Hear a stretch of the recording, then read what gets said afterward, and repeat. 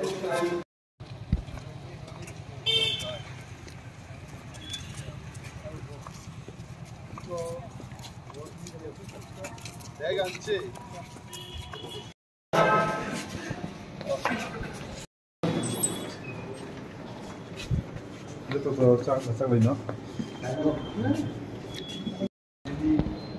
also 20 years back,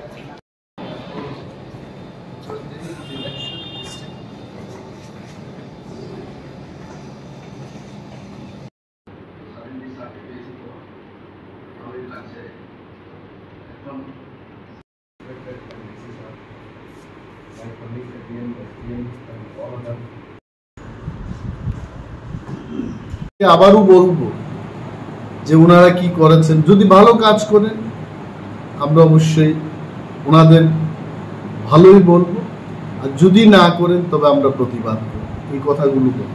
sir, জেলা শাসক কি বলেছেন আপনাদেরকে এই বিষয়ে? জেলা শাসক উনি আশ্বস্ত করে বলেছেন যে কাজ করার জন্য ওনারা এখানে আছে এবং আমাদেরকে পেয়ে ওনারা খুব আনন্দিত। যেভাবে স্পেসিফিক্যালি আমি লিখে দিয়েছি তাতে অনুমান করে কোনো কাজ করা ওনাদের দরকার নেই। রাস্তার পরিমাণ কতটুকু কাজ করলে কোথায় যাওয়া যাবে সমস্ত রাস্তা দেখিয়ে দেবেন। এখানে কয়টা রাস্তার কথা আমি বলেছি, বনবাজার two বাছাইবাড়ি, বাছাইবাড়ি two চাম্পাহাওয়ার, চাম্পাহাওয়ার two তুলাশিকক, তুলাশিকক two Mungiakami, ভায়া নমঞ্জয় বাড়ি পর্যন্ত এই রুটটা যদি ঠিক মতো রাখা যায় আসারাম বাড়ি ওয়েল কানেক্টেড হয়ে যাবে। তারপর Bogabil to Padmabil, Padmabil to Ratanpur, Ratanpur to Baijal, Baijal বাড়ি থেকে আমপুরা হয়ে বড় ময়দান পর্যন্ত এই রাস্তা যদি ক্লিয়ার রাখা যায়, রামচন্দ্র ঘাটে মানুষের যান চলাচলের জন্য তারা ভালো রাস্তা পাবে। এই কথাগুলো বললাম। উত্তর চেবরি টু বাদি ময়দান, একালব্য স্কুল হয়ে কলা বাগান হয়ে একটা রাস্তা আছে এনইসি রুট, এটাকে ভালো করার কথা বললাম। চাম্পাহাওয়ার টু খোয়াই, এটা একটা লিঙ্ক রুট, এই লিঙ্ক রুটকে যেন ভালো জায়গায় আনা হয় এটার কথা বললাম। তুলাশিকর চেবরি রাস্তার কথা বললাম। তো ওনারা স্বীকার করেছেন এই রাস্তাগুলো বেহাল পরিস্থিতির মধ্যে আছে এবং ডিএম সাহেব যিনি এক্সিকিউটিভ ইঞ্জিনিয়ার ছিলেন ওনার দৃষ্টি আকর্ষণ করে উনি নির্দেশও দিয়েছেন যে এই কাজগুলো যেন, এবং সরকার যেহেতু ডাবল ইঞ্জিনিয়ার সরকার, টাকার তো কোনো অভাব, ঋণ নিয়েই হোক দেশের অর্থ দপ্তরেরই হোক টাকা তো আসছে ত্রিপুরায়, এবং এই টাকাগুলো যেন জনগণের স্বার্থে খরচ হয় সেই বিষয় নিয়ে আমরা আলোচনা করছি। এবং আমরা দেখব, 1 মাস আমরা দেখব যে কাজের কথা আমরা বলেছি এটা যদি না হয় তবে আমরা আবারও সরকারের প্রতি দাবি তুলব, আওয়াজ তুলব, প্রতিবাদ করব। এখন আমরা সহযোগিতার হাত বাড়িয়ে তাদেরকে বলেছি যে আপনারা এটা করুন, আমরা আছি, যদি না করে প্রতিবাদ হবে। থ্যাংক ইউ, ধন্যবাদ। এই মাত্র আমরা খোয়াই জেলা শাসকের অফিস থেকে বেরিয়ে এলাম এবং দীর্ঘক্ষণ ধরে আমাদের মিটিং ছিল।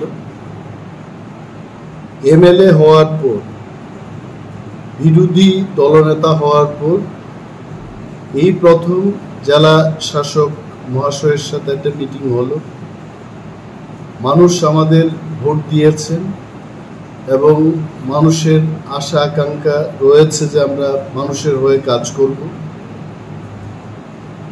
আমি দেখেছি গত 15 দিন ধরে বিভিন্ন এলাকায় যখন গেলাম, আসারাম বাড়ির, বনবাজার, উদনাবাড়ি, করঙ্গি ছড়া, পূর্ব বেহালা বাড়ি, বিদ্যাবিল ইত্যাদি এলাকায় পরিদর্শনকালে আমি মানুষের নানান সমস্যার কথা শুনলাম এবং যে সমস্ত চিত্র বেরিয়ে এসছে, এখানে আমাকে বলতে হচ্ছে যে দীর্ঘ 25 বছর বাম শাসন ছিল, তখন ওনারাও বলেছেন যে আমরা স্বর্ণ যুগে আছি।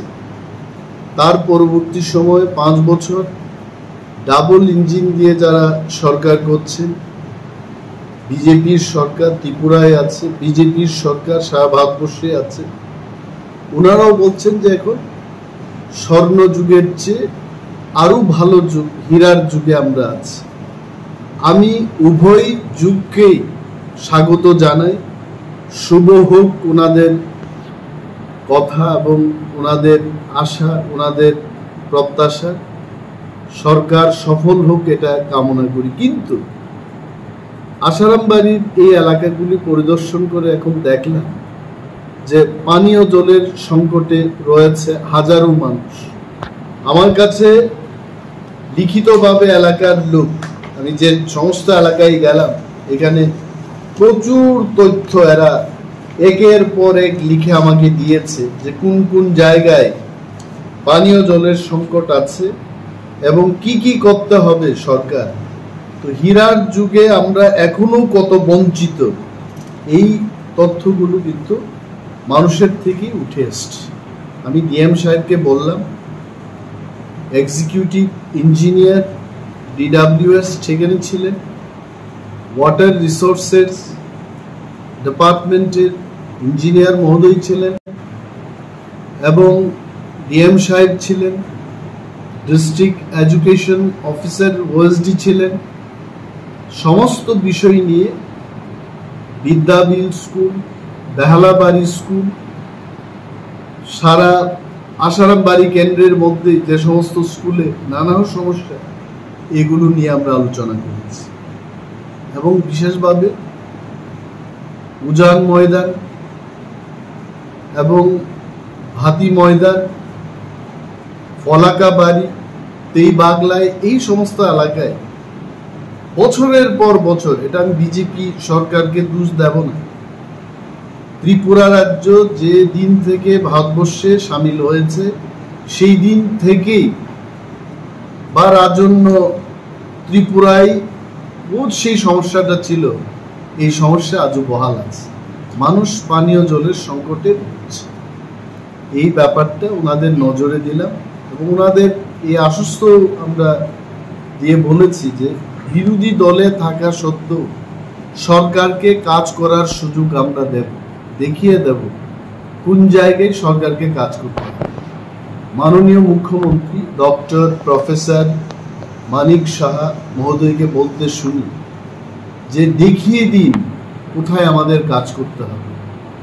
আমরা এই দেখিয়ে দিনের ভারতীয় সিটিজেন হিসেবে, সৈনিক হিসাবে দেশের, আমরা মাননীয় মুখ্যমন্ত্রীকে দেখিয়ে দেব যে এই হীরাটা চকচক যেন হয় এবং কোথায় কাজ করতে হবে এটা দেখিয়ে দেব। এবং লিখিতভাবে আজকেও ডিএম সাহেবকে পশ্চিম লক্ষ্মীছড়া ভিলেজ কমিটি এবং বিদ্যাবিল ভিলেজ কমিটিতে DWS, electric department, education department, roads and ব্রিজেসকে কোথায় কোথায় কাজ করতে হবে এটা লিখিতভাবে জমা দিয়েছি। এবং আমরা দেখব এই চিঠি দেওয়ার পর, মিটিংয়ের পর আগামী 1 মাসের মধ্যে মাননীয় যিনি জেলা শাসক এখানে আছেন, উনি এই ব্যাপারে কোনো পদক্ষেপ নিয়েছেন কিনা ঘুরে দেখব এবং ত্রিপুরার মানুষকে আবারও বলবো